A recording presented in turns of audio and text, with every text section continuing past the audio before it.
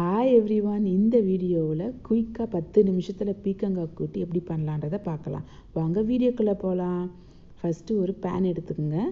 அதில் நம்ம கழுவி ஊற வச்ச பச்சை பருப்பை சேர்த்துட்டு 2 வெங்காயம், 1 தக்காளி, 2 பச்சை மிளகா, நறுக்கி வச்ச பீக்கங்காவையும் சேர்த்துக்குங்க.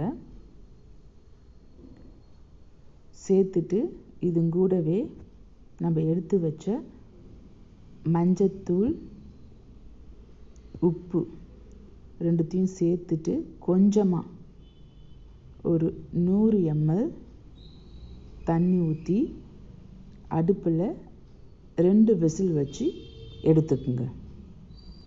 விசில் அடங்கினதும் குக்கரை திறந்து நல்லா 10 நிமிஷம் கொதிக்க வைங்க. இது கொதிக்கிறதுக்குள்ளே கரண்டியில் எண்ணெய் ஊற்றி கடுகு, உளுந்து, சீரகம், பெருங்காயம் விட்டு நல்லா தாளிச்சிட்டு அந்த தாளிப்பை இதுங்க கூட சேர்த்துடுங்க. தாளிப்பு கூடயே கருவேப்பிலை, கொத்தமல்லியும் போட்டுடுங்க. போட்டுட்டு நல்லா கலந்து விடுங்க. கலந்ததும் நம்ம துருகி எடுத்து வச்ச தேங்காயையும் சேர்த்துடுங்க.